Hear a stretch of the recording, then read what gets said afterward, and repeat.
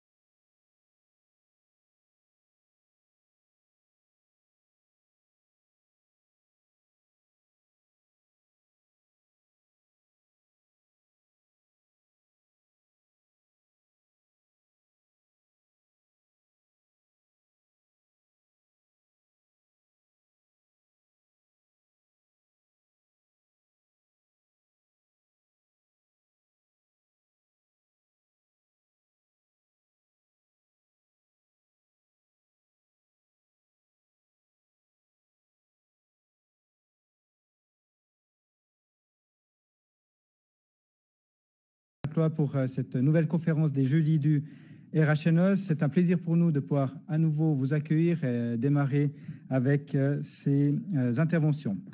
Peut-être avant de démarrer, on vous rappelle que le port du masque reste obligatoire, hormis pour les orateurs, et on vous remercie pour votre compréhension. Mon nom est Gérald Bron, je suis le directeur des ressources humaines du réseau hospitalier neuchâtelois, et c'est effectivement un plaisir de vous accueillir à nouveau. Nous avions interrompu depuis le mois de mars 2020 ce cycle de conférences du jeudi, et ce soir, eh bien, nous allons pouvoir reprendre ces conférences. Une problématique peut-être de société, on parle Covid, on parle vaccination. Beaucoup espéraient trouver un vaccin rapidement pour pouvoir mettre fin à cette pandémie.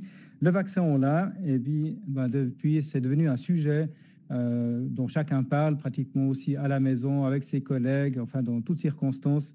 On se pose des questions sur ce sujet. Donc c'est un sujet qui est clivant, qui diverse, qui divise les familles et qui n'a jamais autant fait parler d'elle depuis la mise sur le marché de ces vaccins à ARN messager. Alors, même si leur efficacité est démontrée pour limiter la transmission du virus, éviter les cas sévères également de cette maladie, les vaccins font l'objet de nombreuses critiques. Elles sont parfois légitimes, en lien par exemple avec l'irruption du variant Delta, qui réduit leur efficacité, mais elles sont aussi le plus souvent peut-être irrationnelles, nourries par des théories qui font recette sur certains réseaux sociaux. La défiance à l'égard de la vaccination constitue un défi pour l'avenir. C'est un réel défi de société et de santé publique. Elle pose des questions majeures, mais aussi dans le domaine de l'éthique, voire sur le plan juridique. Alors ce soir, nous avons la chance d'avoir deux spécialistes qui nous livrent leur regard complémentaire. Tout d'abord, le docteur Alessandro Diana, qui est médecin pédiatre à la clinique des Grangettes, vaccinologue à Infovac et chargé d'enseignement à la faculté de médecine de Genève. Et nous avons également Madame Songül Yavavli, qui est juriste au sein du réseau hospitalier neuchâtelois, et également maître d'enseignement à la Haute École de Santé vaudoise. Elle rédige actuellement également une thèse de doctorat dans le domaine de la santé sur la vaccination. Alors, leurs interventions seront suivies d'une partie questions-réponses, lors de laquelle vous aurez la possibilité de poser les questions qui brûlent vos lèvres. Et puis, à l'issue de cette conférence, malheureusement pour ce soir, nous n'aurons pas la possibilité de vous proposer un apéritif. Néanmoins, je vous propose d'aller plutôt à l'essentiel ou plutôt le sujet de ce soir. Et je laisse la parole au docteur Diana. Merci beaucoup. Et bonsoir à tout le monde. Alors, si je devais faire une présentation en une phrase, je dirais « il est totalement légitime d'hésiter ». Donc, c'est ça le contexte pour lequel je me présente, moi, ce soir. Alors, on va dire les buts de la présentation, les messages, sont faire une petite revue des questions fréquentes. Vous verrez, peut-être vous allez même les poser vous-même ou vous y retrouver. Dire justement que la vaccination, l'hésitation vaccinale est légitime, et je pense qu'on ne le dira jamais assez. Je fais un petit point, vous verrez, ce n'est pas le sujet de ce soir, c'est que les antivax ne sont pas des vaccino-hésitants. Alors, antivax, c'est la définition des personnes, ces pseudo-experts, des psychologues, des personnes qui ont une autre spécialité, qui deviennent experts en 2 mois, et qui monte sur scène au même titre que l'expert pour dire tout ceci est faux. Alors on peut comprendre que l'antivax lui-même est un vaccino-interrogateur, et il a toutes les raisons, mais on verra que ça peut être un problème sociétal. On essaiera aussi de vous montrer, de comprendre les raisons de l'hésitation vaccinale et de comment on peut adopter, en tout cas pour nous professionnels de la santé, une stratégie de communication. Je dois absolument vous dire que moi-même, quand j'étais vaccinologue en herbe, j'avais un discours qui allait assez contre les antivax. Je me souviens d'avoir dit à cette dame, franchement, si vos recherches sur Internet valent mon diplôme de médecine, vous pouvez aller voir ailleurs. Catastrophique d'un point de vue communication. Et ça fait 12 ans maintenant que j'ai complètement changé d'avis. Et il se trouve que bien avant ce Covid, je me suis intéressé justement à la question de l'hésitation vaccinale, tout simplement parce que hésiter, ça veut dire avoir un cerveau qui réfléchit. Et je me suis aussi rendu compte que moi-même, peut-être, je suis le premier hésitant sur tout. Je me souviens qu'en août 2020, alors que j'étais à la piscine, je reçois une notification de la RTS, la Confédération achète 4 millions de doses de Moderna. Si vous m'aviez demandé à ce moment-là mon index de confiance sur ce vaccin, je vous aurais dit 20-30%. Pourquoi? Parce que je ne savais pas.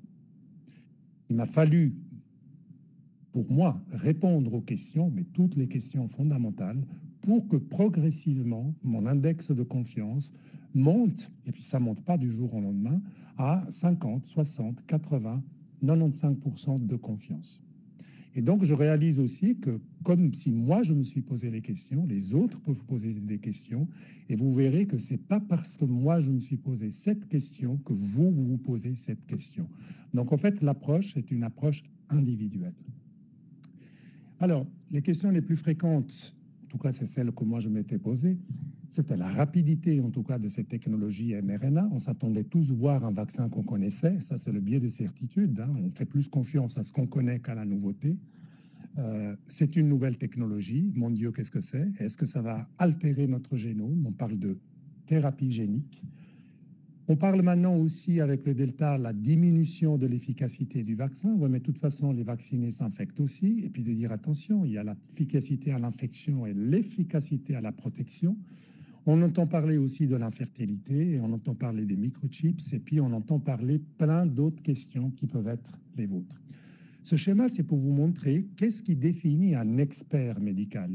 Alors, vous verrez qu'un expert médical, c'est pas seulement les connaissances, l'érudition. Quand on va chez un professionnel, on aimerait qu'il vous dise de qu'est-ce qu'il en est, mais on se rend compte que ce n'est pas tout. Parce que si vous avez un professionnel de la santé qui sait tout, mais qui n'est pas professionnel, qui n'est pas communicateur, qui n'est pas collaborateur, on est censé, moi, quand je ne sais pas, en tant que pédiatre, pour un problème de chirurgie cardiaque, j'ai même le devoir d'envoyer le patient vers le spécialiste. Donc, vous voyez que ce sont on appelle la pétale CanMed, c'est les Canadiens qui ont défini en 2015 justement qu'est-ce qui fait un expert médical. Et s'il y a je vois des professionnels de la santé ici, peut-être que ça leur parle. En fait, vous voyez que c'est l'ensemble de ces pétales qui définissent un expert médical. L'érudition, c'est quoi la connaissance?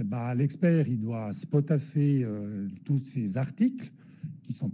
Tout le monde sait lire, mais c'est difficile d'interpréter, je peux vous dire. On passe des heures à pouvoir interpréter. Donc, on est obligé d'avoir une connaissance. Mais cette connaissance-là, moi, si je la donne à un patient, vous avez qu'à lire, madame, le New England Journal of Medicine. Au niveau communication, je ne suis pas sûr que ça puisse passer.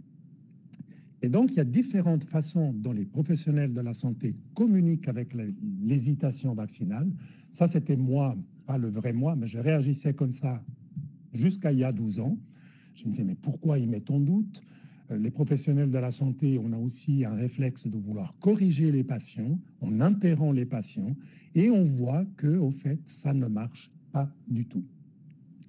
Pour revenir maintenant à la vaccino-hésitation qui est venue quand même sur la scène, l'OMS, en 2019, a déclaré la vaccino-hésitation comme l'une des 10 menaces de la santé mondiale. Si vous prenez un échantillon de 100 personnes environ, vous avez 70% qui sont des personnes qui acceptent, ils n'ont pas de questions, ils acceptent, ok. Vous avez 30% qu'on définit dans le spectre de la vaccino-hésitation. Ici, j'aimerais attirer votre attention que sur ces 30 personnes, vous avez un ou deux qui sont soit des Novax, moi je ne veux pas me faire vacciner, soit ce sont des anti-vax, c'est-à-dire c'est ces fameux pseudo-experts qui sont sur YouTube, qui font des manifestations, et vous le verrez, qui malheureusement sont des ingénieurs de la désinformation. Alors, c'est une autre manière de voir le spectre de l'hésitation vaccinale. Vous voyez que c'est un gradient. Moi, je peux être tout à fait confiant avec le vaccin du tétanos et avoir des questions pour le vaccin de la rougeole. Ce n'est pas oui ou non. En fait, il ne faut pas polariser. Il ne faut pas dire tu es pour les vaccins ou tu es contre les vaccins. La vraie question ici, c'est de dire, pourquoi j'ai besoin d'un vaccin et possiblement essayer de répondre à toutes mes questions sans me traiter comme un déficient et de me dire qu'est-ce qu'il faut faire. Cette diapositive est juste pour casser un tabou. Les études ont clairement montré que le taux de vaccino-hésitation parmi les professionnels de la santé, alors il y a une variabilité de l'échantillon, est juste le même que ceux de leurs patients. Et quand on demande à ces professionnels de la santé les raisons ou les sources de leur hésitation vaccinale, eh ben on se rend compte qu'en premier viennent les réseaux sociaux. Des études, je n'ai pas le temps d'en parler en détail, ont clairement montré que la désinformation, le fake news, circule dans les réseaux sociaux 6 fois plus vite que la vraie information. Et ça, on l'explique en métacognition, c'est la science qui étudie la pensée humaine. Notre cerveau humain, en fait, il n'est pas fait du tout pour mémoriser, mais il est fait pour réfléchir. Donc, on aime les énigmes, on aime la contre-expertise, on aime le deuxième avis, parce que ça nous permet de balancer les choses. Donc, l'homme, naturellement, si je vous présente une première vérité, si je vous présente le premier iPhone, eh ben, c'est que 10% des personnes qui vont l'accepter. Ensuite, les autres, ils sont très prudents et ils essayent de remettre en question avant que le taux d'acceptation de l'iPhone atteigne les 30, les 40, les 50%. Alors, juste ce petit mot sur la désinformation, vous l'avez compris, ça me motive un sujet à part. La désinformation des antivax, eh ben, on voit que finalement, alors oui, ils savent lire des articles, oui, ils savent extraire des données de l'article, mais en fait, on voit que l'interprétation, c'est-à-dire leur capacité du raisonnement déductif, en fait, permettez-moi, il est complètement déficient. Il y a vraiment des failles du raisonnement scientifique, des failles du raisonnement même inductif et déductif. Alors, on pourrait dire, bon, c'est leur problème. Le problème sociétal, c'est ici que ces personnes, justement, ils peuvent voler le droit à la vérité des personnes qui se posent des interrogations, parce que beaucoup de patients que je vois en consultation de vaccino-hésitation, ils disent, oui, mais docteur Untel a dit ça. Et le problème, c'est justement que docteur Untel, l'antivax, n'a pas les qualifications, justement, de cette contre-expertise. À souligner aussi qu'à ce jour, aucune haute école ou université vous délivre le diplôme d'antivax. Cette diapositive est juste pour vous montrer que des études ont clairement montré que quand vous faites une intervention factuelle auprès d'un patient hésitant sur les vaccins, ça ne marche pas. Ça veut dire, si quelqu'un me dit, mais docteur, j'ai entendu les microchips, maintenant c'est n'importe quoi, écoutez, regardez ce que dit l'Office fédéral, regardez les statistiques, eh ben, on a bien étudié, quand vous voyez cela, ça ne marche pas.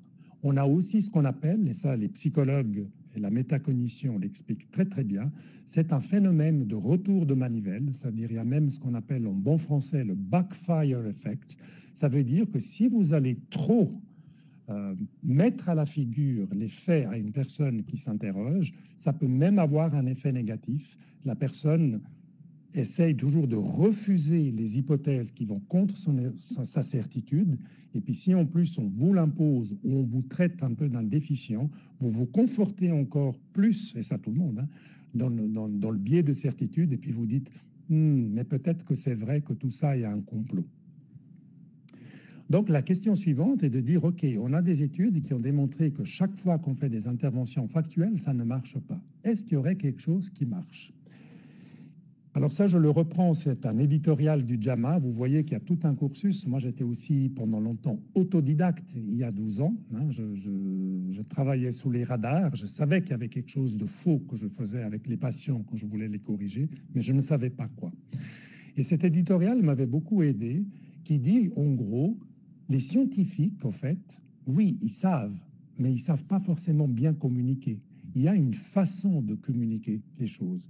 On se souvient tous, j'imagine, dans cette salle, de ce professeur d'histoire qui nous a fait aimer l'histoire, mais pas parce que l'histoire était intéressante, mais parce qu'il était vraiment sympa, ce prof d'histoire.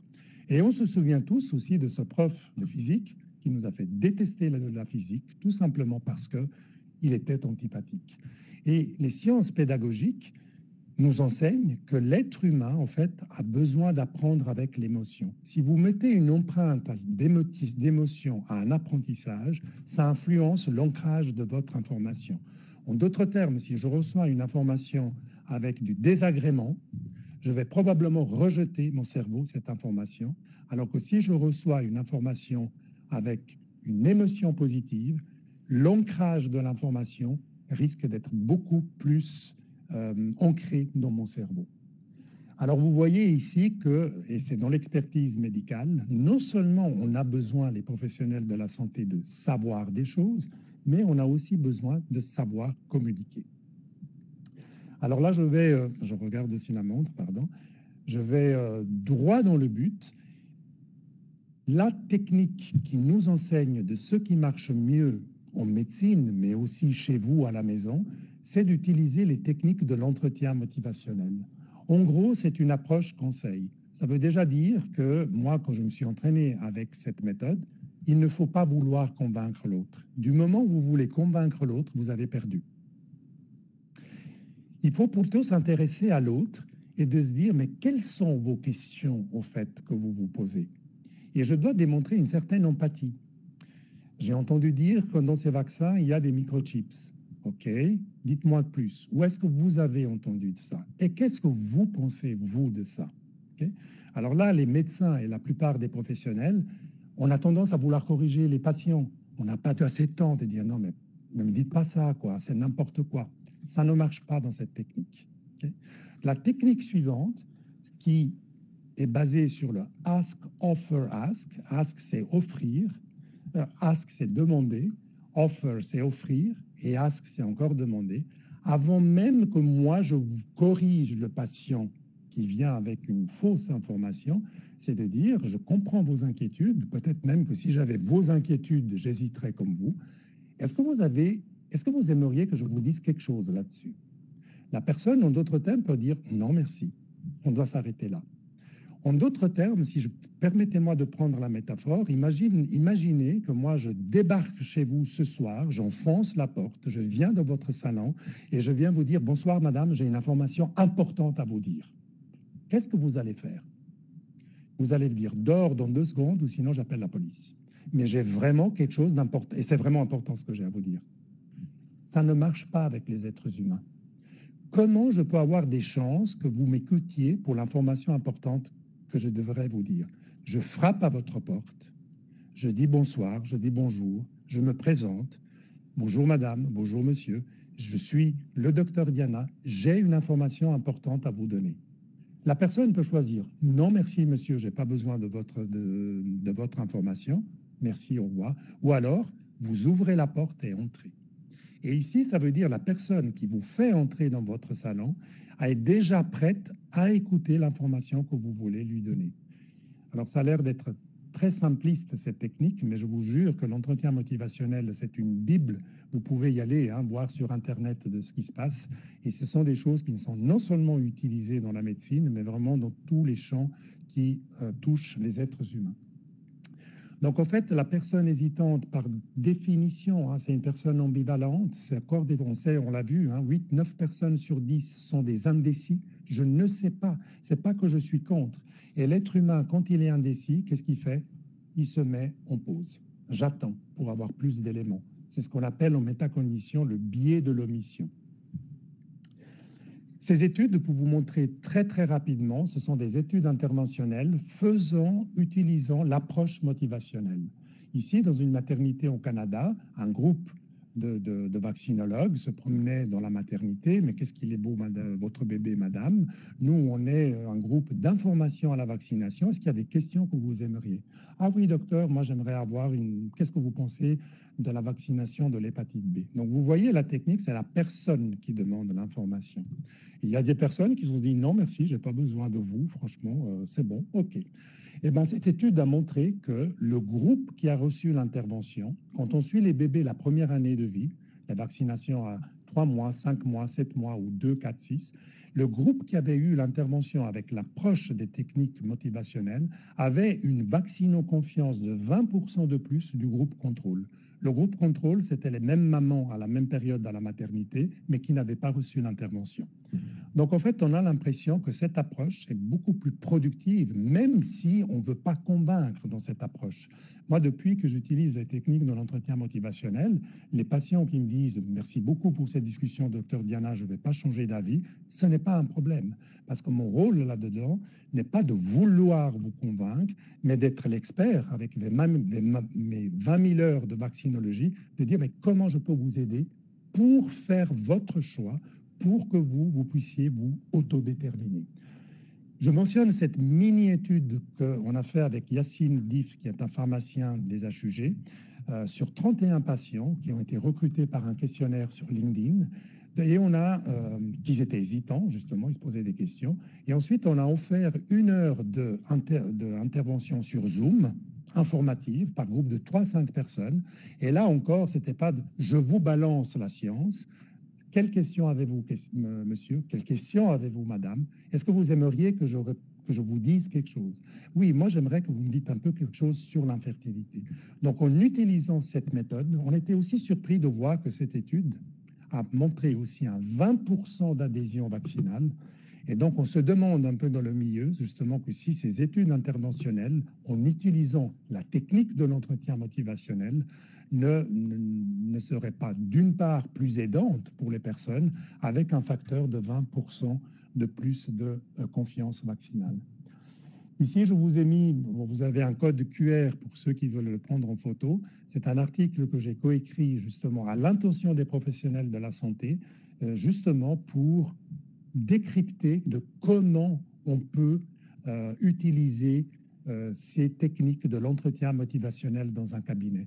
Et on n'a pas besoin d'avoir 1 heure, on peut faire 5 minutes. On peut vraiment faire très, très bref. Et donc, sur l'article online, vous avez même un exemple d'une discussion d'un médecin ou d'un professionnel de la santé et de son patient, de pouvoir comment je peux entretenir les choses. Voilà, je vois que des gens prennent des photos. J'ai essayé de meubler un peu, mais je dois y aller. Pour toutes les autres personnes qui aimeraient avoir des ressources d'information, parce que là, on a parlé de techniques de communication, mais on veut aussi avoir le concret. Où est-ce que je peux trouver des sources? Là, je vous mentionne aussi Infovac, pour lequel je suis expert à la plateforme, où c'est un site, ou même tout public, vous n'avez pas besoin d'être professionnel de la santé, vous pouvez trouver des informations. On a aussi fait une page, justement, sur le Covid. Et moi, je vais m'arrêter à ce stade, en vous remontrant la diapositive des questions fréquentes que peut-être vous allez nous poser plus tard. Et je laisse la parole à ma collègue. Merci beaucoup.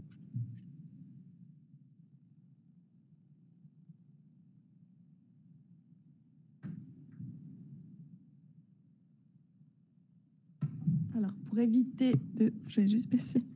Bonsoir à toutes et à tous. Je voulais d'abord remercier mes collègues du RHNE pour l'organisation de cette conférence et remercier aussi le docteur Diana pour sa présentation. Du coup, moi, j'ai essayé de sélectionner quelques questions juridiques, en fait, les aspects juridiques. Ouais, si je passe. Voilà. Quelques aspects juridiques qui pourraient intéresser la population puis les professionnels de la santé sur les questions juridiques qui se posent autour de la vaccination. Peut-être pour rebondir sur ce que le docteur Diana vient de vous présenter, il vous a dit que la vaccino-hésitation comptait parmi les 10 risques de santé publique qui existent à l'heure actuelle. Moi, j'ai un autre fait à vous présenter, c'est que la vaccination compte parmi les plus grandes réalisations en santé publique. Donc, on voit qu'on peut présenter différemment la vaccination sous différents angles. Pour ce qui est des enjeux de la vaccination, il y a pas mal d'enjeux, notamment financiers, mais aussi donc de santé publique et puis des questions juridiques. Je vous ai mis une définition de ce qu'on entend par vaccination. Donc, la vaccination compte parmi les mesures de santé publique permettant une protection individuelle, mais aussi collective. Ça, c'est très important à retenir aussi pour ma présentation. Je vais vous présenter aussi la partie dans la relation thérapeutique avec les professionnels de la santé. Quand est-ce qu'un patient peut librement choisir de se faire vacciner ou pas? J'utilise le choix parce que c'est vrai que consentement, c'est déjà consentir. Donc, on est un peu biaisé. Donc, c'est vraiment le libre choix de la population de se faire vacciner ou pas. Mais il faut garder en tête cet aspect de collectivité parce qu'on est face à une pandémie et puis que mondialement, on doit lutter contre cette pandémie. Il faut savoir qu'il y a un certain nombre de vaccins qui existent déjà pour lutter contre certaines maladies. Il y en a environ une vingtaine. Et donc, la vaccination n'est pas une nouveauté, ce n'est pas une nouvelle mesure. Elle existe depuis très, très longtemps. La vaccination, elle a permis d'éradiquer une maladie, la variole, et elle permet aussi d'éliminer d'autres maladies. Donc, on fait la distinction entre éradication. Donc, mondialement, cette maladie, elle n'existe plus. Et élimination, c'est par zone ou par pays. En Suisse, on a une stratégie nationale de vaccination. Je vous ai toujours mis en fait ce qui existe à l'heure actuelle et puis en bleu, le lien avec le Covid. Donc, il existe déjà une stratégie nationale de vaccination qui a été donc décidée entre les cantons, l'OFSP et différents acteurs. Donc, ce n'est pas une stratégie qui sort que de la part des autorités. Donc, c'est une stratégie travaillée en commun avec les différents acteurs impliqués dans le système de santé. Et il y a aussi une stratégie de vaccination relative donc, au Covid, où on a cette stratégie qui vise à décider des objectifs pour protéger la population contre les maladies transmissibles. Il existe aussi le plan de vaccination. Donc, le plan de vaccination est remis à jour chaque année. Et puis, pour la vaccination contre le Covid, il existe aussi un plan de vaccination qui est aussi modifié selon les connaissances. On a vu que ça a été modifié, les recommandations pour les enfants, pour les femmes enceintes. Pourquoi on a fait un plan de vaccination séparé? C'est pour éviter de confondre et puis ne pas mettre à jour ce qui est déjà connu. Donc, la première question auquel je voulais répondre, peut-être que pour certains, ce n'est pas encore très clair, c'était est-ce qu'une vaccination est obligatoire ou pas? Donc, je crois qu'il y a une certaine confusion dans la situation actuelle avec l'accès, avec le certificat dans certains établissements ou lieux publics. C'est dans certains lieux, on va dire. Et du coup, il ne faut pas confondre. Donc, à l'heure actuelle, on n'a pas de vaccination obligatoire. Par contre, le système qu'on a de la loi sur les épidémies permet en fait d'imposer une vaccination obligatoire selon la situation dans laquelle on se trouve. Il y a 3 situations possibles par la loi sur les épidémies. Je pense qu'on l'a toutes et tous entendu. On est en situation particulière, on est en situation extraordinaire. Je pense que je ne sais pas si vous vous rendiez compte avant le Covid qu'on était dans une situation normale, mais voilà, c'est aussi délimité par la loi. On a vu que cette situation, elle fonctionnait dans certains cas et pas dans d'autres parce que c'est la situation qui va nous permettre de dire qui est compétent entre nos autorités cantonales et fédérales.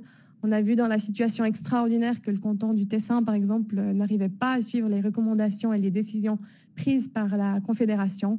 Et le canton a été au-delà de ce que le Conseil fédéral a décidé. Et on voit aussi les limites de notre droit dans la gestion d'une épidémie. Du coup, en situation normale, ça sera les cantons. Donc, c'est une loi fédérale, peut-être pour préciser. Et dans la situation normale, c'est les cantons qui vont en fait exécuter la loi fédérale. Donc, c'est principalement les cantons qui mettent en vigueur, en fait, respectent la loi.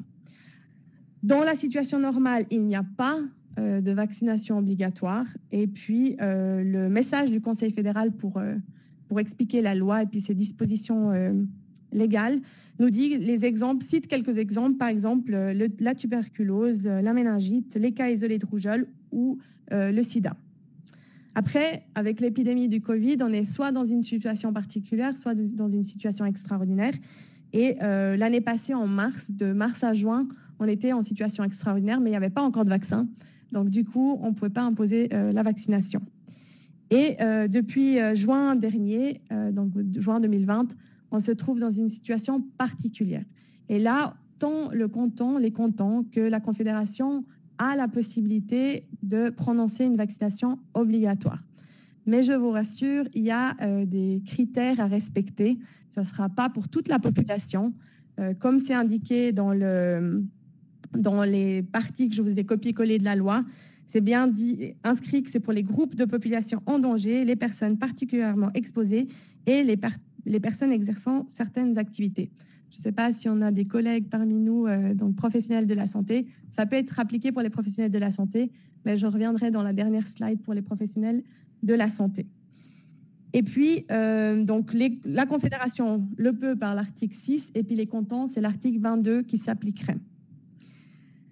En plus de la population qui est limitée, donc de la limitation de la vaccination obligatoire à une certaine partie de la population, il faut aussi qu'un danger sérieux existe. Donc là aussi, il faut une situation assez particulière pour qu'on puisse appliquer, on puisse prononcer une vaccination obligatoire.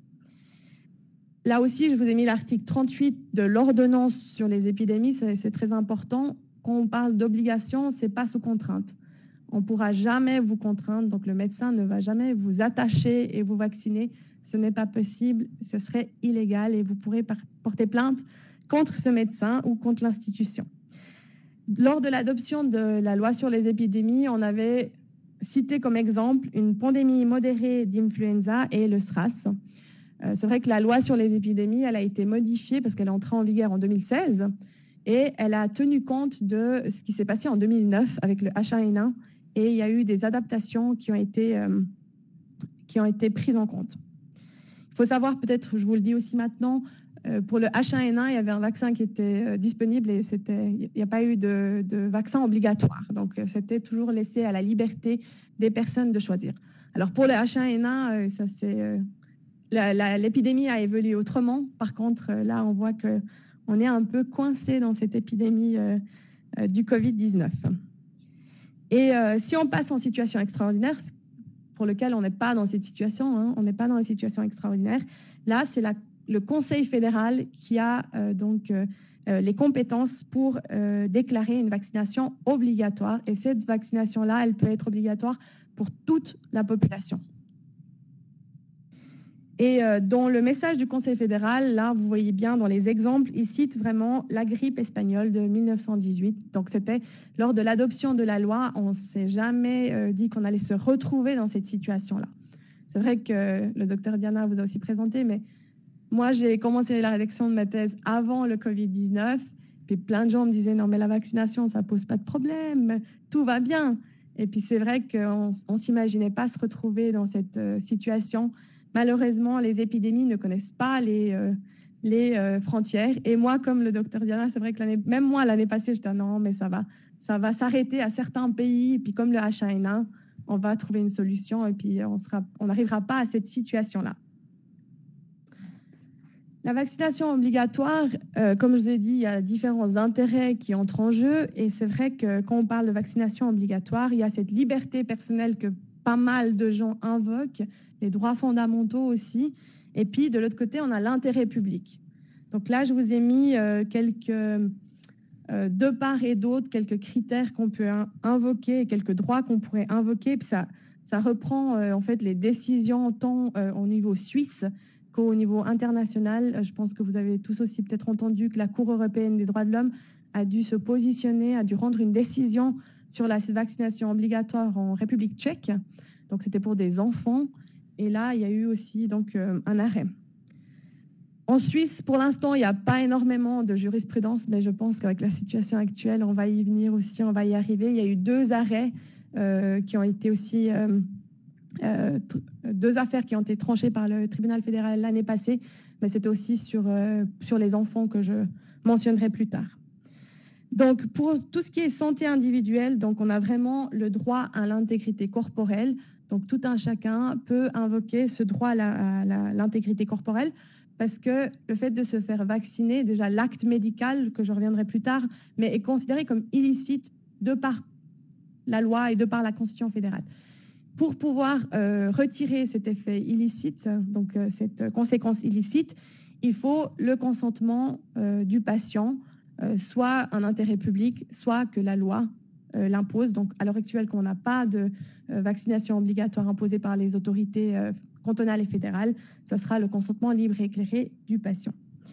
Il y a aussi ce droit à l'autodétermination. Donc, dans le domaine médical, tout un chacun est libre de choisir librement à quel acte médical il souhaite donner son accord ou refuser ou interrompre un soin. Les personnes invoquent aussi la liberté de conscience et de croyance. Donc là, vis-à-vis de la vaccination, on peut avoir ce droit qui peut être invoqué. Il y a aussi la légalité de traitement. Ça aussi, on l'entend beaucoup avec la situation actuelle, étant donné que certaines personnes ne peuvent plus accéder, par exemple, au restaurant. Il y a une inégalité, mais cette inégalité, elle est aussi légale du point de vue de la loi. Puis l'interdiction de discrimination, bien entendu, qui va avec l'égalité de traitement dans ce cas-là. Pour ce qui est de la santé publique, là, je vous ai mis la nécessité dans une société démocratique. Ça, c'est la Cour européenne des droits de l'homme qui le mentionne dans l'arrêt rendu que je vous ai mentionné par rapport à la République tchèque. Donc, ils estiment que la vaccination est une nécessité dans une société démocratique. Pour ce qui est de la santé publique, il y a aussi donc la protection des personnes ne pouvant pas se faire vacciner. C'est vrai qu'il y a une partie de la population qui ne peut pas se faire vacciner. Par exemple, certaines personnes qui souffrent d'une certaine maladie, les petits-enfants, dans le cas du Covid, ne peuvent pas se faire vacciner. Donc, dans un service de néonatologie ou d'oncologie, il y a un risque très élevé pour ces personnes-là d'attraper le Covid-19 et de le transmettre aux patients. Mais je reviendrai peut-être dans la partie sur les professionnels de la santé. Ce qu'on peut aussi invoquer pour la santé publique, c'est l'efficacité du vaccin, comme le docteur Diana vous l'a expliqué. Donc, ça fait 1 année qu'on utilise ce vaccin, qu'on l'administre. Vous verrez plus tard aussi, je vais présenter dans mon slide précédente, il y a un système qui est mis en place de vaccinovigilance. Donc, les effets secondaires sont connus. Et puis, on peut aussi transmettre encore ces effets secondaires s'il y a des nouveaux effets secondaires qui surviennent. Moi, j'ai pas mal d'amis qui me disent « Mais Sangul, dans 10 ans, quels seront ces effets secondaires ?» On ne sait pas. Mais pour pas mal d'autres actes médicaux ou bien même de la vie de tous les jours, on ne sait pas non plus ces effets secondaires. Mais on a un recul. Ce vaccin, il est utilisé mondialement. Donc, un pays ne prend pas de décision seul. À chaque fois, on regarde ce qui est fait aussi à l'étranger. Par exemple, pour les femmes enceintes ou pour les enfants, on s'est beaucoup inspiré de ce qui s'est fait aux États-Unis. Et puis, donc, les données nous ont permis aussi de pouvoir utiliser les vaccins pour cette population-là. Il y a aussi pour la santé publique donc le risque d'attraper la maladie. Alors là, le risque, il existe pour tout le monde. Certaines personnes se sentent un peu protégées, me disent « je suis en bonne santé, je ne vais pas attraper cette maladie ». Donc là, il y a le risque. Le risque existe et puis on a vu selon la situation dans laquelle elle se trouve, le risque est plus élevé que dans d'autres situations. Et puis pour les enfants, donc ça c'est autant la Cour européenne des droits de l'homme, mais aussi notre tribunal fédéral, donc l'instance supérieure en Suisse, a décidé que c'était aussi dans l'intérêt supérieur des enfants de se faire vacciner. Pour revenir sur qu'est-ce qu'un vaccin, donc on le sait toutes et tous, mais sous l'angle du droit, donc c'est un produit thérapeutique. On applique la loi sur les produits thérapeutiques. Donc ça vise à prévenir des maladies. Là, il y a aussi, je vous ferai le lien après avec l'acte médical, mais c'est vrai que la personne, elle est en bonne santé. Elle va se faire injecter un produit. Donc c'est là aussi qu'il y a cette peur de ces vaccins, de se faire injecter un produit, alors que, voilà, comme le docteur Diana l'a dit, il y a vraiment l'hésitation, c'est parce qu'on ne connaît pas le produit, la qualité aussi du produit.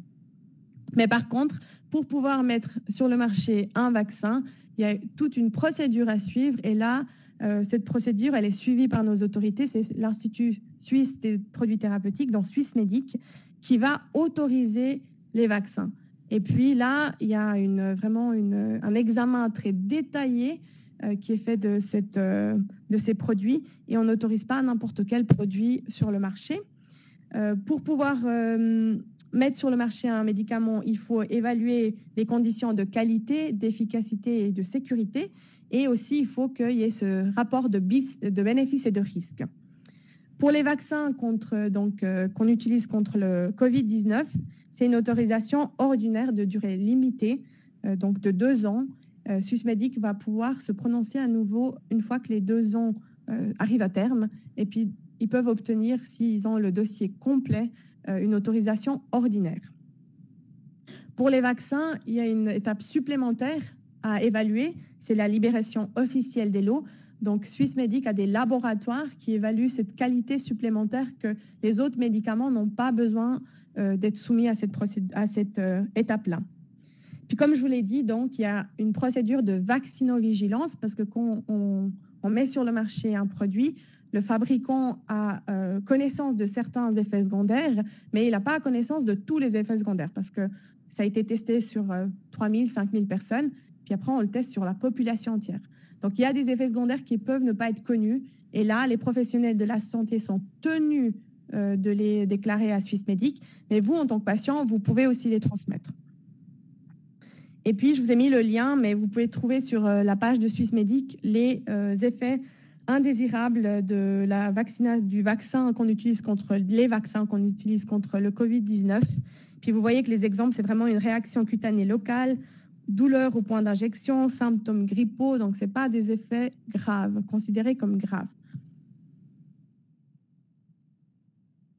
Par rapport à l'acte médical, donc la vaccination est une intervention médicale. Là, le principe de l'autodétermination prend tout son sens et la personne, elle est au centre de la relation thérapeutique. Donc, il y a le professionnel de la santé, les patients, et comme le docteur Diana vous a expliqué, il y a cet entretien motivationnel qui se met en place. Et puis, pour qu'il y ait un réel échange, qu'il y ait une relation de confiance qui doit s'établir entre les professionnels de la santé et les patients, il y a une confiance qui doit être placée des patients dont les professionnels de la santé. Et ce qui est très important, donc, c'est ce choix libre et éclairé. Qu'est-ce qu'on entend par libre et éclairé? Libre, c'est que la personne, elle ne doit pas être soumise à des contraintes, ne pas qu'on lui mette la pression. Donc, il y a cette nécessité de prendre du temps à discuter avec les patients. Et puis, parce que l'information qu'on donne, c'est d'abord une information assez générale, comme le docteur Diana vous a expliqué, mais après, il y a une information selon le patient qui est face à vous, qui doit être aussi là, ajustée et répondre aux questions des patients.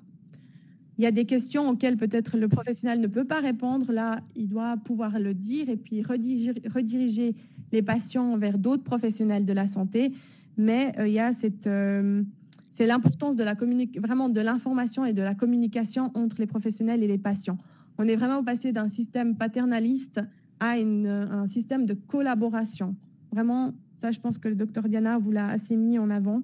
Et donc, il y a cette nécessité de répondre aux questions individuelles.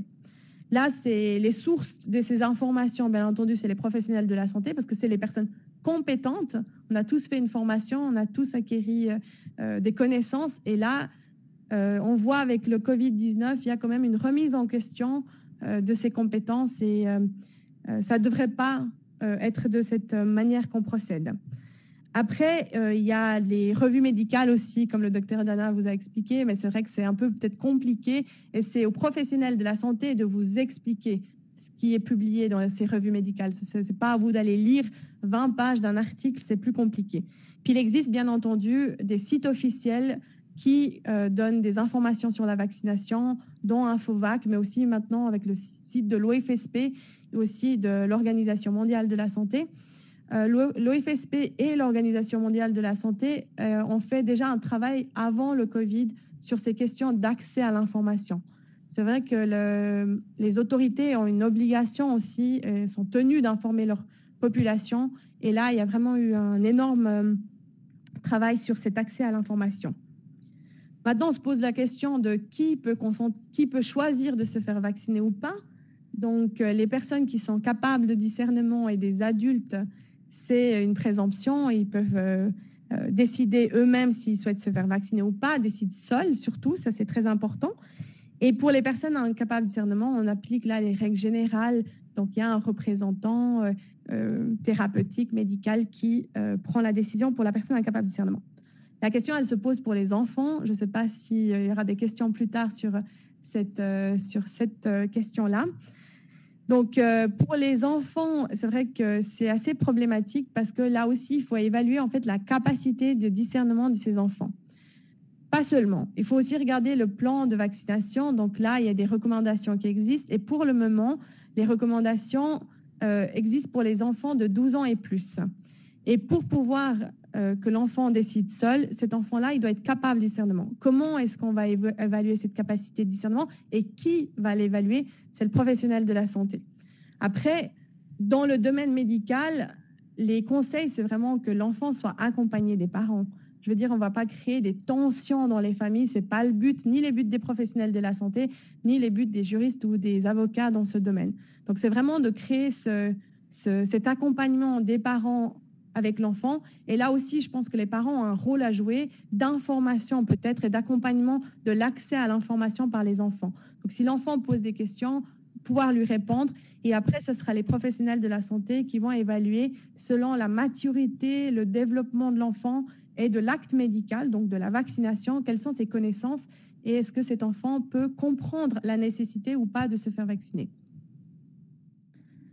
Et puis donc, comme je vous l'ai mis, la restriction de l'accès aux établissements n'est pas égale à une vaccination obligatoire. On n'y est pas à l'heure actuelle.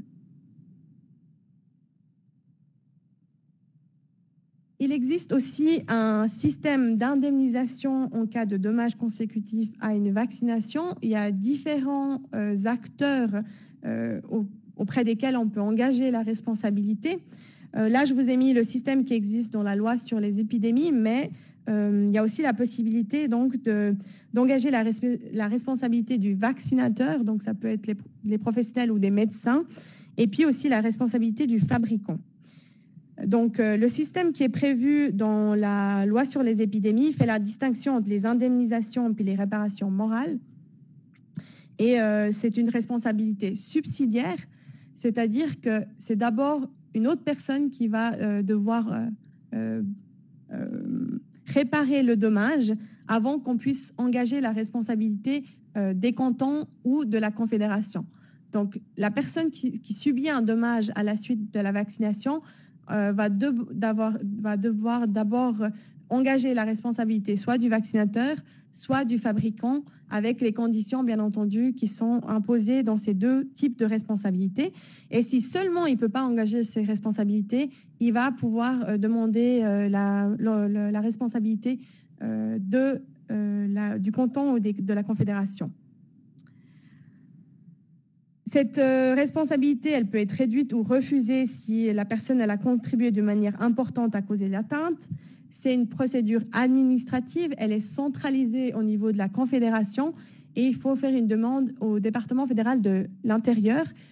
Tout existe aussi là sur le site internet de la Confédération. Vous trouvez toutes ces informations si vous suspectez un dommage lié à la vaccination.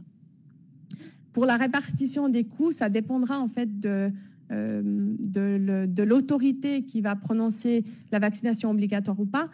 Peut-être, j'ai oublié de vous dire, ce système est prévu pour les vaccinations recommandées, mais aussi pour les vaccinations obligatoires. Donc, pour les vaccinations recommandées, la responsabilité elle sera de la Confédération et des cantons, donc moitié-moitié. Et puis, si c'est obligatoire, ça dépendra en fait de l'autorité qui va déclarer la vaccination obligatoire. Donc, si c'est les cantons qui vont prendre en charge à 100%. Et si c'est la Confédération qui prendra en charge à 100%. Et puis, si on vous rend une décision négative, vous pouvez encore recourir devant le tribunal administratif fédéral qui pourra trancher le cas. Ces mêmes règles s'appliquent aussi pour la responsabilité de la vaccination contre le Covid-19. Il n'y a pas de règles spéciales. Par rapport aux professionnels de la santé, donc c'est vrai que les professionnels de la santé, on l'a beaucoup lu aussi dans les médias pour la vaccination contre la grippe. Ils sont très souvent réfractaires et ne veulent pas se faire vacciner. Il y a des incitatifs qui peuvent être mis en place. Par exemple, le CHUV a mis plusieurs stands de vaccination à travers dans les bâtiments du CHUV, ce qui a fait augmenter le taux de vaccination. Mais sinon, c'est vrai qu'on lit souvent dans les médias que les professionnels ne souhaitent pas se faire vacciner. Alors, quand on ne souhaite pas se faire vacciner, forcément, il y a des conséquences comme à l'heure actuelle avec les restrictions d'accès aux bâtiments. Pour les professionnels de la santé, il y a une possibilité donc d'imposer la vaccination de par la loi sur les épidémies que je vous ai déjà présentée, donc avec les groupes de population spécifiques et le danger sérieux qui doit exister. Cette durée, elle doit être limitée, c'est pas de manière illimitée qu'on peut imposer la vaccination. Donc ça va dépendre aussi de l'évolution de la situation. Donc la durée et puis le danger sérieux vont de pair. Donc, pour le moment, il n'y a pas de vaccination obligatoire. Par contre, en droit du travail, là, le sujet est très controversé.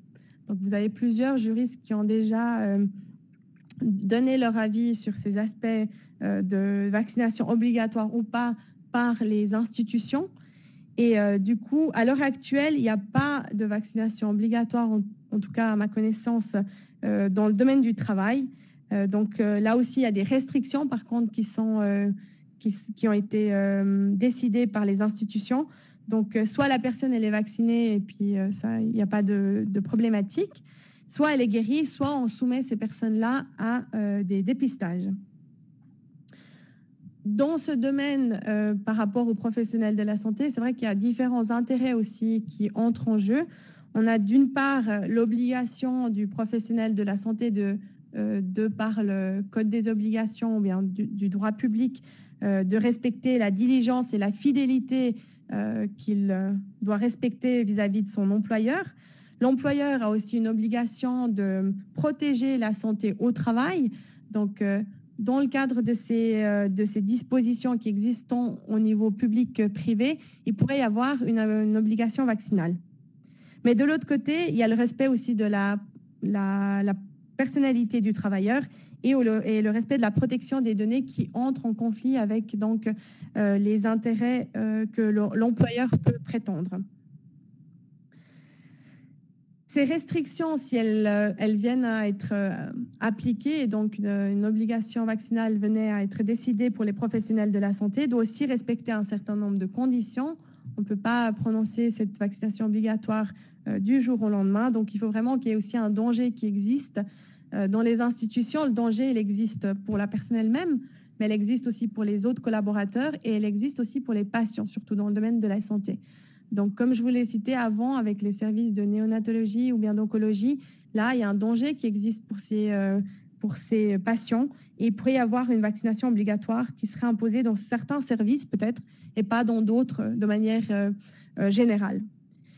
Et il faut aussi respecter le grand principe en droit de proportionnalité, donc vraiment prendre les décisions qui permettent de lutter contre les épidémies et ne pas aller au-delà. Donc, s'il existe d'autres moyens qui existent pour protéger la personne ou les autres travailleurs, les patients, il faut privilégier ces mesures-là. On l'a aussi lu dans les médias que les HUG maintenant imposaient donc la vaccination à l'embauche. C'est vrai qu'à l'embauche, on n'est encore pas dans une relation contractuelle, on est avant la relation contractuelle, donc il y a plus de possibilités qui est possible que dès lors qu'on est déjà dans la relation contractuelle. Je vous ai mis aussi... Ah, je n'avais pas passé mes slides, pardon. Donc, je vous ai aussi mis l'avis du professeur Jean-Philippe Dunant, qui met en avant ces différents intérêts qui entrent en conflit et puis où il faut vraiment respecter ce principe de proportionnalité pour pouvoir envisager d'appliquer la vaccination obligatoire au personnel qui travaille dans une institution. Je vous ai mis la référence à un arrêt qui date, mais qui maintenant questionne aussi. Donc, c'était le cas d'un arrêt qui a été tranché par le tribunal administratif du canton de Saint-Gall. Donc, ça s'est arrêté au niveau cantonal. Il n'y a pas eu un recours au tribunal fédéral. Il s'agissait d'une veilleuse de nuit qui travaillait dans un hôpital et la direction de l'hôpital avait décidé que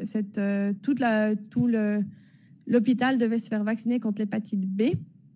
Et du coup, elle refusait parce qu'elle estimait qu'elle ne voulait pas se faire vacciner et puis qu'elle avait des moyens suffisants pour pouvoir se protéger elle-même, mais pour pouvoir protéger aussi les patients. Et dans cet arrêt donc saint-gallois, le tribunal est arrivé à la conclusion qu'il y avait un risque résiduel qui existait et que même les moyens mis à disposition ne permettaient pas de protéger les patients. Du coup, il y avait une vaccination obligatoire, et puis si elle ne se fait pas vacciner, son licenciement n'était pas considéré comme abusif. Donc, il y a toute une pesée aussi d'intérêt qui a été débattue, la proportionnalité, et c'est la conclusion. Donc, on se demande, les juristes, si le tribunal venait à trancher d'autres cas, est-ce qu'il s'inspirerait de ce cas-là pour rendre une décision similaire? Voilà, merci pour votre écoute, et puis on est disponible pour les questions.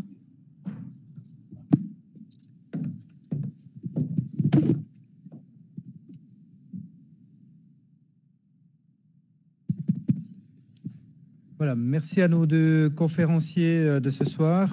Donc, comme évoqué, questions-réponses, on attend très volontiers vos questions. Évidemment, le docteur Diana est impatient d'ailleurs à pouvoir y répondre, donc n'hésitez pas, profitez aussi de leur expertise pour répondre effectivement à vos questions.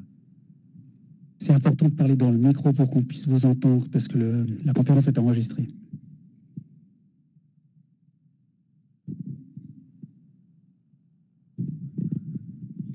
Existe-t-il un autre moyen que la vaccination pour se débarrasser, ou disons pour mettre fin à cette pandémie, ou bien faudra-t-il organiser notre vie avec masque, distanciation, lavage des mains jusqu'à la fin des jours? C'était la question.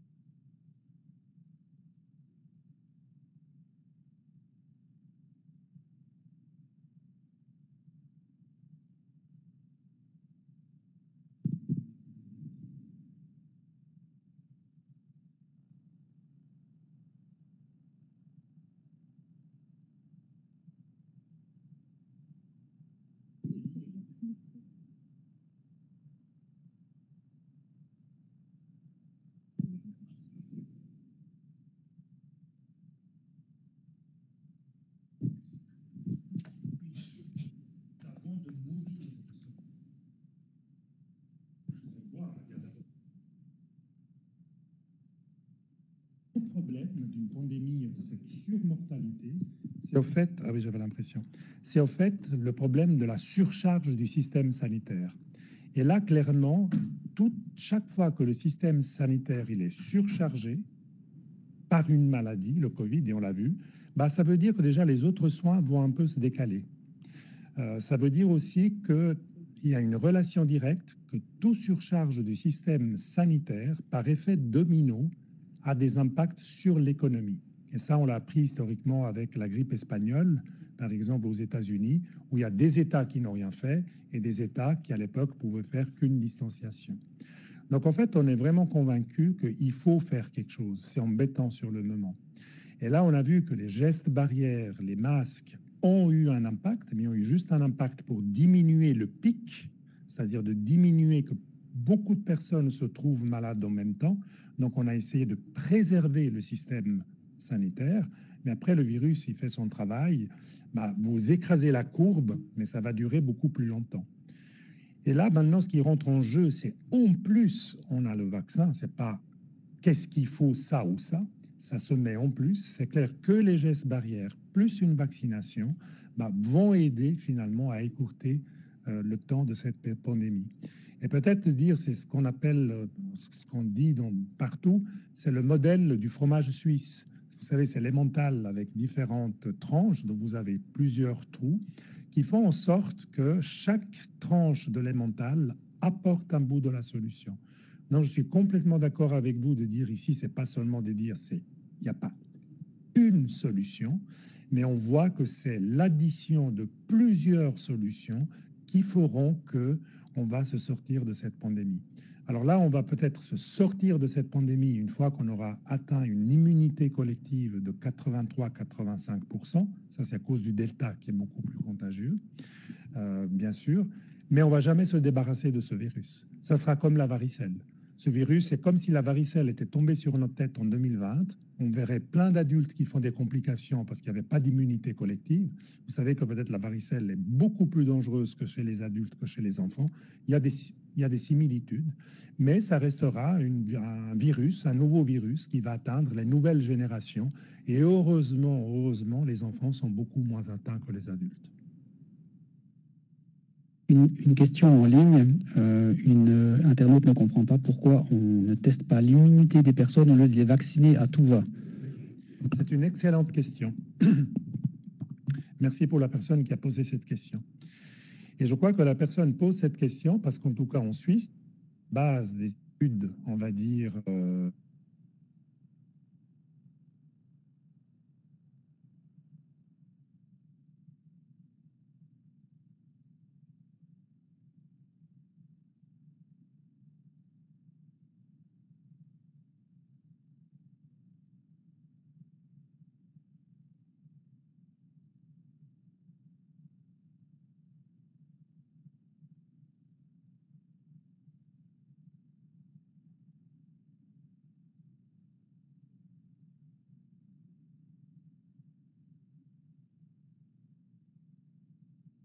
oui, qui s'est éteint. Push. Ah, peut-être c'est moi qui a touché. Excusez-moi. Donc, les négatifs, on est inquiets. Ceux qui ont fait la maladie ont une certaine protection, mais ils peuvent rattraper le delta, mais en moindre mesure. Mais surtout, les personnes qui ont fait la maladie, qui ont une sérologie positive, ils sont éligibles pour une seule dose. Et c'est vrai, moi je le vois en consultation de vaccino-hésitation, notamment des professionnels de la santé qui sont embêtés. Et j'ai pu voir que quand on propose une sérologie à ces personnes, ça leur permet de voir noir sur blanc où je suis. Alors, beaucoup de personnes qui ont vu une sérologie négative, ils ont compris que Delta est très contagieux, ça leur permet de dire, bon, je vais finalement me vacciner, parce qu'ils font le pour et le contre. Finalement, le Delta leur fait beaucoup plus peur que le vaccin.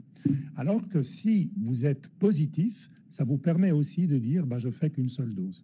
Alors, à ce jour, on n'a pas une stratégie, on va dire, nationale de recommandation de la sérologie pour cela. Moi, je trouve que ça serait très intéressant, surtout pour les personnes qui hésitent. Je peux comprendre la démarche, mais à ce jour, il faut savoir que tout le monde peut avoir accès, ceux qui hésitent peuvent accéder à la sérologie, mais elle n'est pas remboursée. C'est la personne qui doit la payer et le prix varie entre 28 et 40 francs. Mais je suis tout à fait d'accord avec la personne qui a posé cette question.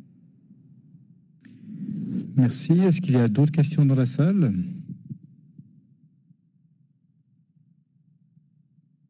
Question juridique pour ma collègue, peut-être. Oui, on voit que c'est des questions surtout médicales et c'est très bien, c'est ce qu'il faut faire en fait. Ouais. Aller poser ces questions. Il y avait... Voilà, on travaille ensemble au final et il y a ce travail qui doit aussi être. Si je peux me permettre de rebondir, peut-être, on voit, si on a appris quelque chose pendant cette pandémie, c'est de voir que finalement, parmi les professionnels de la santé, on a besoin de l'interprofessionnalité. On a vraiment besoin de tout le monde. Mais quand je dis l'interprofessionnalité, c'est vraiment la sage-femme, le pharmacien, le rôle du pharmacien, le rôle de cette sage-femme qui donne une information, le rôle du médecin traitant généraliste, le rôle du pédiatre. Et puis on est sorti aussi de notre bulle professionnelle. Tout d'un coup, on a des interactions. Il faut voir qu'est-ce que dit le cadre juridique. Et finalement, je dirais même que cette interprofessionnalité devrait se mêler même avec le grand public, parce qu'on ne doit pas oublier que le vrai ennemi, c'est le virus. C'est pas la personne qui ne veut pas se faire vacciner. C'est pas l'employeur qui essaye de trouver une incitation. C'est pas le conseiller fédéral pour lequel on dit oui, mais pourquoi il a dit ça. Donc je pense que c'est dans cette interprofessionnalité, on doit vraiment être interconnecté, parce que vraiment, je crois que c'est vraiment si on est tous unis qu'on va se sortir le mieux. J'ose vous demander de répéter votre réponse de tout à l'heure, comme il n'y avait pas de son. Depuis le début, donc. Au retrait, d'ailleurs. Synthèse. Est-ce que la lumière verte est allumée? Et c'est pas moi qui la coupe à distance. Alors, la question de l'utilité d'une sérologie. C'est un exercice de synthèse. À ce jour, on n'a pas de recommandation active de faire une sérologie pour décider si vous avez besoin d'une dose ou deux. Alors qu'on sait que des études, si vous avez une sérologie positive, vous avez fait la maladie avec l'alpha, on peut être éligible qu'à une seule dose. Donc effectivement, ce que je disais tout à l'heure, en consultation de vaccino-hésitation, j'ai pu le tester en proposant une sérologie, notamment à des professionnels de la santé hésitants, en leur disant « fais la sérologie et puis tu vois si noir sur blanc où t'en es ». Alors sans surprise, les personnes qui avaient une sérologie négative, ils se sont rendus compte qu'ils vont tôt ou tard être exposés au delta et que les effets secondaires de la maladie font beaucoup plus peur que du vaccin, et ça a permis ces personnes à s'autodéterminer à faire le vaccin. Et puis on a vu aussi des personnes qui, avec une sérologie positive, ils se sont dit « ouais, mais moi finalement ça me sert parce que c'est une dose au lieu de deux. On est en train de négocier. » Et c'est tout à fait justifié. Pourquoi faire deux doses si j'en ai besoin d'une? La question est complètement légitime. Et on a aussi eu des personnes qui ont dit « mais finalement, si moi j'ai juste une sérologie positive et je refuse de me vacciner, j'ai moins de risques que si ma sérologie était négative. » Et ça, c'est juste parce qu'on sait que des personnes qui ont fait la maladie avant ont une bonne protection contre le delta. Après, il faut voir individuellement. La personne qui a eu la greffe des poumons et qui a fait la maladie et qui a peut-être un système immunitaire affaibli, je serais moins confiant sur l'immunité de l'alpha vis-à-vis du delta. Donc, ce sont vraiment des généralités. Et je termine, si vous ne m'avez pas entendu avant, pour dire que cette stratégie de sérologie, on peut la proposer individuellement, mais elle n'est pas remboursée par les caisses maladies. C'est le patient qui doit le payer. Et ces sérologies varient entre un prix de 28 et 40 francs. Et le vaccin protège mieux que l'infection au virus? Alors, quelle est la catégorie, le top 5 ou le top 3 de l'immunité? Qui a la meilleure immunité? Alors, malheureusement, ceux qui n'ont pas d'immunité du tout, parce qu'ils n'ont pas encore fait la maladie, je ne dirais pas assez, pas vaccinés, c'est leur pandémie. C'est eux, le delta, il ne va pas se gêner. C'est pour ça qu'on voit maintenant des jeunes en bonne santé à l'hôpital. Sachez que 9 personnes sur 10 en Suisse en soins intensifs sont pas vaccinées. Si avant cette pandémie, le prototype était la personne de 75 ans et plus, les obèses, les facteurs de risque, maintenant le prototype, c'est la personne de 50 ans en bonne santé. Donc ça, on a un changement. La catégorie suivante, on va dire la médaille d'argent, vient aux personnes qui ont eu la maladie, c'est-à-dire qu'ils ont fait la maladie avec l'alpha. Ils ont une bonne protection contre le delta, sauf facteur de risque. Et puis, on voit que ceux qui ont la meilleure protection, c'est effectivement ceux qui ont été vaccinés. Et quand même, de manière assez étonnante, on voit des études que ceux qui ont fait la maladie et qui ont une dose de vaccin auraient presque à quelques points près une meilleure protection de ceux qui ont eu 2 doses. Donc, c'est pour ça aussi qu'on recommande aux personnes qui ont fait que la maladie, parce qu'ils sont en deuxième position, s'ils veulent aller très très haut, presque ex aequo, voire un tout petit peu plus que les vaccinés, eh bien, ils ont qu'à se décider pour une dose de vaccin. Je crois encore une question dans la salle. Oui. Oui, moi j'ai une question concernant la pédiatrie. Malgré le fait qu'elle soit quand même... On a ouvert la vaccination aux enfants dès 12 ans. Oui. Dans certains pays. On les vaccine pour eux contre les éventuelles, enfin certaines complications qui peuvent le faire, ça c'est clair, ou est-ce qu'on les utilise pour les autres? Alors, je me permets de dire qu'il y a eu 2 versions. En tout cas, je vais dire celle que moi j'ai eue. Il y a eu la version alpha et la version delta. Je sais encore qu'en consultation, je voyais me voir dire à mes patients, adolescents, les mamans qui me posaient des questions avec le alpha, qui me demandaient « mais qu'est-ce que vous pensez ?» Alors, premièrement, je prenais l'avis de l'adolescent. Si l'adolescent a envie, bah, pourquoi pas? On a ouvert la catégorie. Si l'adolescent n'avait pas envie, bah, on disait tous, on ne va pas trop pousser. Franchement, avec l'alpha, on se contentait d'avoir vacciné non vulnérables. Et la stratégie était de dire, ça c'est la priorité, hein, alpha qui avait un plus bas degré de contagion. Et puis finalement de se dire, bah, pourquoi on va embêter les jeunes? Bah, les 30 ans, les 50 ans, ils sont vaccinés, eux, avant. Et vous avez Delta qui change les règles du jeu. Ce virus est beaucoup plus contagieux. Juste pour vous donner des chiffres, 10 cycles de transmission de l'alpha, vous faites 10 000 infections. 10 cycles de transmission du delta, vous faites 60 millions d'infections. Si on n'a pas de geste barrière, pas d'immunité. Donc en fait, moi-même, j'ai changé le discours parce que ça veut dire que plus de personnes infectées, plus de complications en même temps, donc plus de surcharge du système immunitaire. C'est pour ça que la santé publique, alors que l'avion, le Boeing, était en train de gentiment atterrir au mois de juin, la tour de contrôle nous a dit tout moteur et on redécolle. Parce qu'on a vu encore le danger de santé publique, la surcharge du système sanitaire. Alors ça touche beaucoup les adultes. Les enfants, heureusement, on n'a pas beaucoup de décès. Mais si vous prenez un chiffre qui, moi, m'a beaucoup frappé, aux États-Unis, vous prenez la tranche d'âge 14 ans, 29 ans, 3000 morts. Est-ce qu'on n'aurait pas fait plus un pataquès pour la rougeole? Et je crois qu'on a un biais ici de la proportion. Le fait qu'on dit que c'est moins dangereux pour les enfants, parce qu'on a des dizaines et des dizaines de milliers de morts dans les catégories supérieures, j'ai l'impression que 2000 morts aux États-Unis, 3000 morts des enfants très très jeunes, nous paraissent une petite chose. Et puis, il n'y a pas que la mortalité. On voit que chez les enfants, il y a ce syndrome inflammatoire qui apparaît un mois après, où des enfants doivent être hospitalisés aux soins intensifs. Ils ont des myocardites, ils ont des encéphalites. Et sans dire en plus, cet autre syndrome de ce virus qui nous attaque, qui nous étonne, ce syndrome post-Covid, c'est un peu comme la poliomyélite. Alors, vous faites la polio, vous avez un rhume et tout, puis 2 ans plus tard, vous vous rendez compte que vous êtes paralysé. C'est ce fameux long Covid. Donc, la santé publique se dit, il n'y a pas que la mortalité, voire le petit rhume. C'est pas de ça qu'on veut protéger les adolescents, mais quand même de leur offrir aussi une protection beaucoup plus soutenue. Alors, bien sûr, contre le décès moindre, plus contre l'hospitalisation et plus contre le long Covid.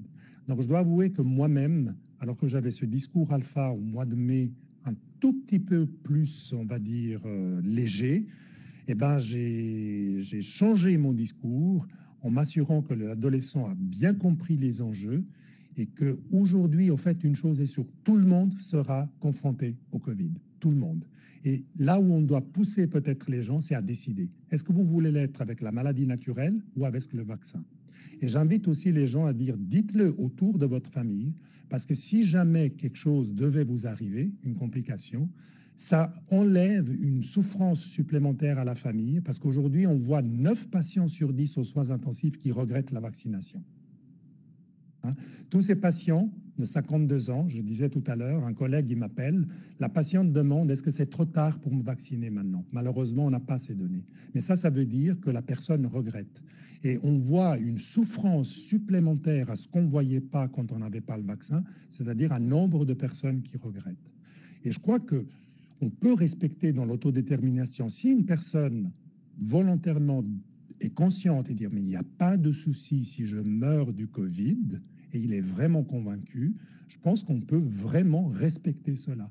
Mais nous, là où on est étonné maintenant, c'est de voir que la masse des personnes qui ne se vaccinent pas sont des indécis, et en fait, ils sont pris de surprise par Delta, qui se met dans votre agenda sans vous demander votre avis. Le virus ne va pas dire, cette personne est en train de décider, j'attends. Et un virus qui est tellement contagieux, malheureusement, il prend de court beaucoup de personnes. Merci. Peut-être une dernière question. Est-ce que les gens qui ont été vaccinés en février-mars, on va avoir l'occasion d'avoir une 3e dose? Ouais. Merci beaucoup pour cette question. Alors, la question n'est plus est-ce qu'on aura une 3e dose? La vraie question scientifique, bien sûr, c'est quand est-ce qu'on aura besoin d'une 3e dose? Et sans surprise, on se rend compte que ces vaccins ressemblent à d'autres vaccins. Quand vous vaccinez un adulte contre le tétanos et l'hépatite, c'est 3 doses, 0 à 1 mois, 6 mois. Les 2 premières doses, c'est la dose de l'induction mémoire, ça vous tient X temps. Et la 3e dose vous permet peut-être d'avoir une mémoire qui est beaucoup plus longue de 10 ans. Ça, c'est un principe immunologique. Alors, on essaye aussi maintenant de catégoriser. On n'a pas le vaccin pour tout le monde. On devrait même en distribuer aux pays à bas revenus économiques. Ça, c'est un autre problème éthique. Nous, on est en train de discuter de la 3e dose alors qu'on a vacciné 80% des vulnérables. On essaie de convaincre les plus jeunes. Et dans les pays à bas revenus économiques, vous avez 3 à 6% de la population à risque qui est vaccinée. Donc, il y a aussi le problème d'équité. On a l'impression que mieux vaut que tout le monde ait les 2e doses en même temps, pour avoir une certaine immunité en même temps, et quand c'est le moment voulu, d'avoir une 3e dose. Alors, la première 3e dose dont on a entendu parler, c'est pour les personnes immunosupprimés parce qu'ils ont un système immunitaire incompétent. Et plus qu'une 3e dose, c'est une dose de rattrapage parce que ceux-là, ils n'ont pas répondu aux 2 premières. Et puis, pour être un tout petit peu plus concis, sans surprise, la catégorie suivante qui va avoir besoin de la 3e dose, c'est soit les 60 ans et plus, 65 ou 70 ans, parce que sans surprise, quand on dépasse 60 ans, le système immunitaire, il a aussi des cheveux blancs. Et c'est là où il faut un tout petit peu l'entraîner avec une 3e dose. Donc, probablement, la prochaine catégorie, on devra le définir. Est-ce que c'est les 75 ans et plus? Qu'est-ce que c'est les 60 ans et plus? Et je ne serais pas surpris de voir cette nouvelle recommandation. Et on ira à reculant, et probablement aussi les adolescents qu'on aura vaccinés. À un moment donné, ils auront besoin d'une 3e dose. Mais on attend les études qui, justement, démontrent quand est-ce qu'on aura besoin de cette 3e dose.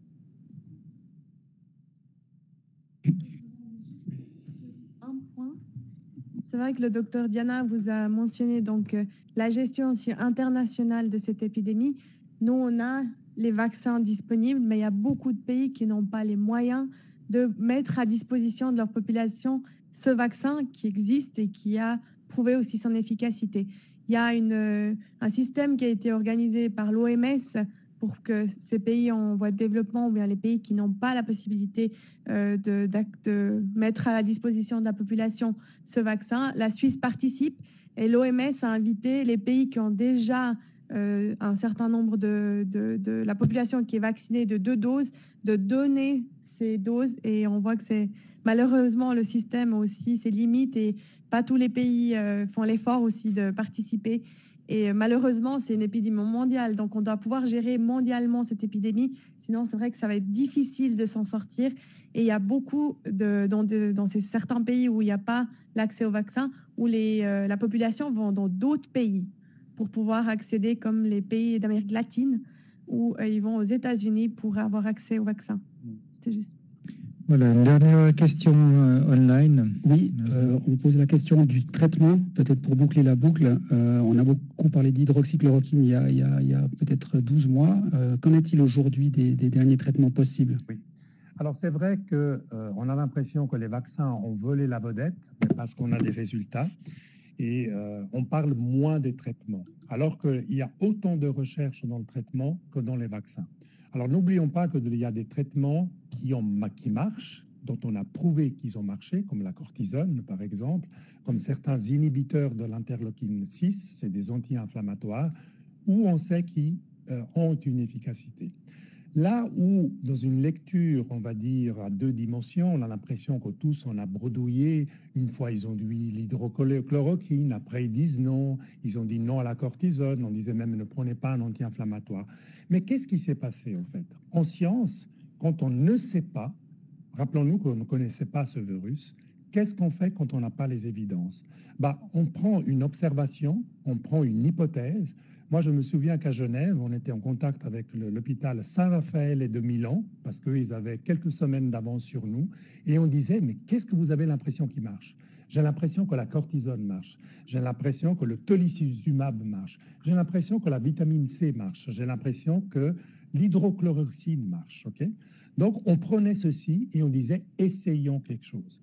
Mais la personne qui a observé ça, est-ce que c'est vraiment l'hydrochloroquine qui a sauvé le patient ou il y avait d'autres variables? Ce n'est pas monovariable.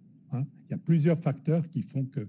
Et en science, il y a un seul moyen de savoir si votre intervention a un effet positif. Vous avez besoin déjà pas d'une observation, d'accord?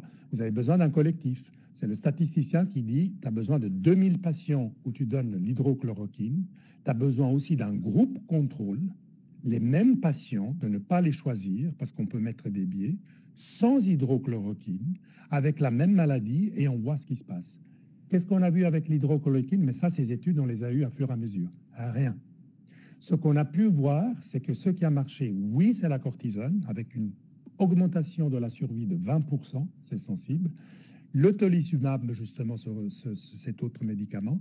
Et au fait, on a été très déçus de ne pas trouver la molécule l'antivirale qui bloque ce virus. Ce n'est pas peine perdue. Il y a beaucoup de recherches. Alors, on n'entend juste pas parce que c'est encore le biais de la positivité. On aime les médias, on aime parler de ceux qui marchent. Ceux qui ne marchent vraiment pas, ben, ça ne fait pas, ça fait pas la nouvelle.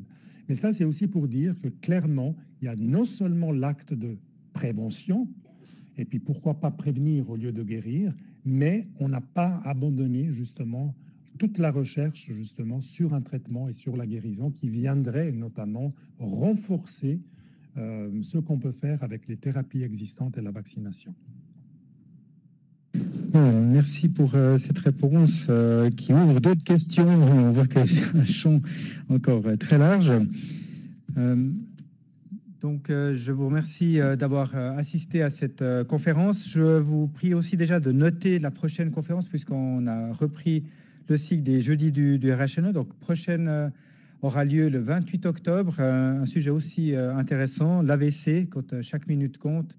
Donc, n'hésitez pas également à venir nous rejoindre, soit dans la salle ou soit aussi online, puisque nous retransmettons également via Facebook. C'est jeudi du RHNE. Merci à tous et à tous et une excellente fin de soirée. Donc, c'est 19h. Et c'est 19h, effectivement. On reprend les bonnes habitudes.